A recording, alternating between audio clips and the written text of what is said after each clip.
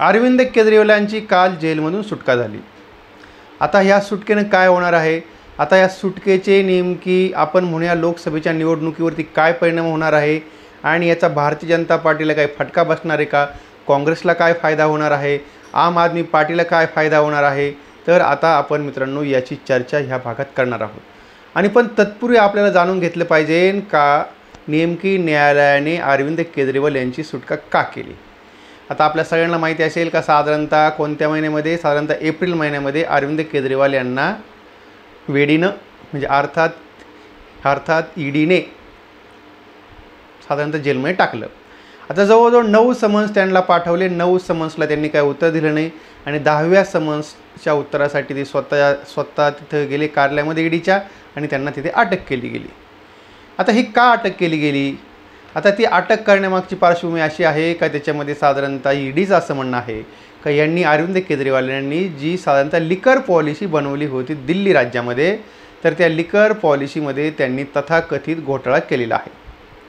आता त्यांनी जे काय साधारणतः त्यांच्यावरती 100 करोड रुपयाच्या घोटाळ्याचं आरोपपत्र दाखल केलेलं आहे।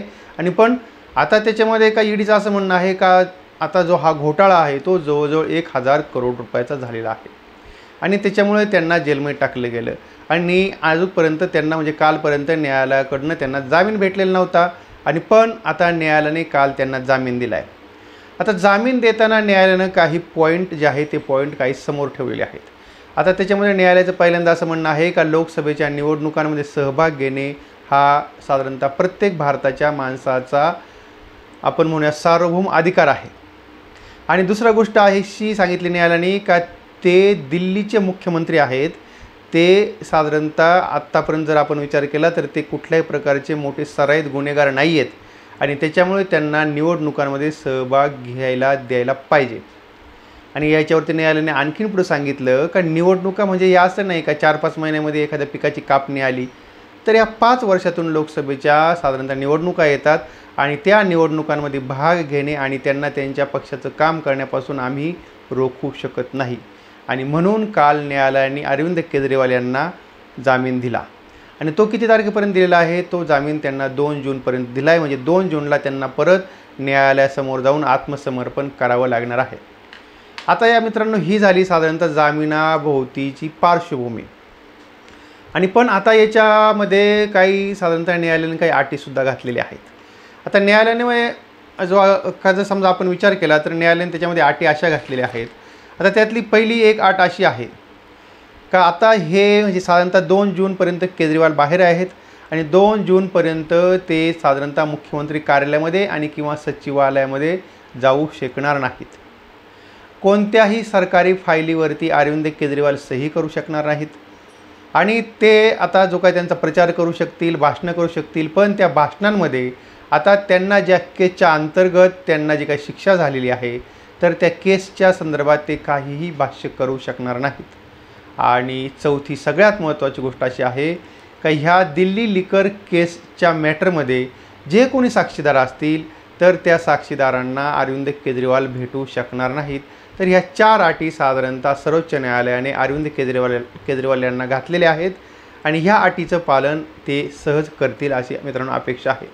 मग आता मित्रांनो आपण बघूया का नेमकी याचा फायदा कसा होणार आहे। आता आपण जर बघितलं असेल मित्रांनो बघा तर साधारणतः संजय सिंह यांनासुद्धा जेलमध्ये टाकलेलं होतं आणि आता त्यांनासुद्धा साधारणतः आपण म्हणूया जामिनावरती सोडलेलं आहे।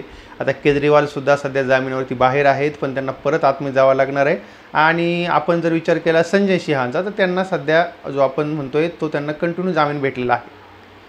आता हे आपण मित्रांनो जर बघितलं असेल ना तर हे साधारणतः म्हणजे आपण म्हणूया साधारणतः भारतीय जनता पार्टीने सगळ्या जे काही नेते आहेत ना म्हणजे आपण म्हणतो आता साधारणतः कुठल्याही पार्टीमध्ये टॉप रँकचे नेते असतात, तर असंच मित्रांनो ह्या पार्टीच्या आम आदमी पार्टीच्या टॉप नेतृत्वाला भारतीय जनता पार्टीने जेलमध्ये टाकलं होतं, ते आपल्याला सगळ्यांना माहिती आहे।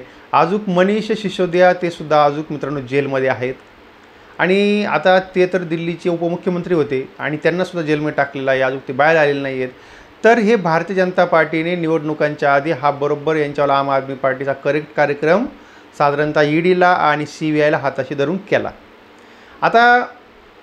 आता जर हे जर बाहेर आले नसते तर त्याचा फटका हा साधारणतः आम आदमी पार्टीला बसला असता। आणि आता आपण बघतोय का दिल्लीमध्ये आपण बघतोय का काँग्रेस आणि केजरीवाल यांनी साधारणतः कोलॅबोरेशन केलेलं आहे.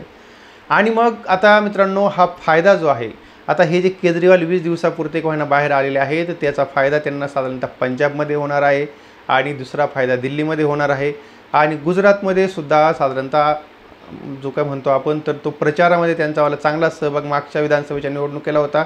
आत्ताच्या सुद्धा लोकसभेच्या निवडणुकीमध्ये केजरीवालांचा त्यांना मित्रांनो त्या ठिकाणी राहुल गांधींना फायदाच होणार आहे. आणि म्हणजे जर आपण विचार केला तर साधारणतः दिल्ली राज्यामध्ये आणि पंजाबमध्ये आणि गुजरातमध्ये हा केजरीवालांच्या प्रचाराचा फायदा हा काँग्रेसला पण होणार आहे आणि त्यांच्या स्वतःच्या पार्टीला सुद्धा फायदा त्यांना होणार आहे. आता तोटा कुणाला होणार आहे? तोटाच तर होणार होता ना, केजरीवाल जर बाहेर राहिले असते तर त्याचा तोटा भारतीय जनता पार्टीला झाला असता. म्हणून तर भारतीय जनता पार्टीने संजय सिंह, केजरीवाल आणि मनीष सिसोदिया यांना सगळ्यांना आतमध्ये टाकलं होतं ना. आता ते बाहेर आल्याचा तोटा हा मित्रांनो अर्थातच भारतीय जनता पार्टीला होणार आहे. आता केजरीवाल हे साधारणतः 20 दिवस भाषणाचा त्यांचा रोख एकदम आक्रमक ठेवणार आणि आपण म्हणूया निदान थोड्या तरी प्रमाणामध्ये का होईना पण भारतीय जनता पार्टीच्या मतदारांमध्ये सेंध निर्माण करण्याचा प्रयत्न हा मित्रांनो नक्कीच करतील. आणि तेव्हा मित्रांनो आता एकंदरीत आता ह्या ज्या का लोकसभेच्या निवडणुका आहेत, आता त्या निवडणुकांचे निकाल आल्यानंतर आपल्याला नेमकी कळेलच का नेमकी केजरीवालांनी भारतीय जनता पार्टीला किती फाईट दिलेली आहे. केजरीवालांमुळे भारतीय जनता पार्टीचं किती नुकसान झालेलं आहे पंजाबमध्ये, गुजरातमध्ये आणि साधारणतः दिल्लीमध्ये. याचं कारण तर साधारणतः ह्या 3 राज्यामध्ये त्यांचा चांगला प्रभाव आहे. आणि तेव्हा मित्रांनो आपल्याला आता त्याच्याकरता साधारणतः 4 जूनची आपल्याला वाट बघावं लागणार आहे. आणि पण मित्रांनो एकंदरीतच तर जे आपण असं म्हणूया की आजच्या भागामध्ये आपण नेमकी काय बघितलं, आजच्या भागामध्ये आपण बघितलं का बाबा केजरीवालांना कोणत्या मुद्द्यांवरती न्यायालयानं आणि साधारणतः कोणत्या अटीवरती न्यायालयानं जामीन दिलेला आहे आणि आता केजरीवाल बाहेर आलेत. मग आता त्याचा फायदा नेमकी कुणाला होणार आहे आणि त्याचा नेमकी तोटा कुणाला होणार आहे. तर मित्रांनो हे आपल्याला साधारणतः दाखवण्यासाठी आणि किंवा माहिती होण्यासाठी आपल्याला येणारा काळच मित्रांनो 4 जूनची वाट बघावी लागेल. आणि तेव्हा मित्रांनो एकंदरीत जर ही आपल्याला माहिती चांगली वाटली असेल आणि जर आपल्याला व्हिडिओ चांगला वाटला असेल तर आपण आपल्या या व्हिडिओला लाईक करा आणि आपल्या चॅनलला सबस्क्राईब करायला बिलकुल विसरू नका.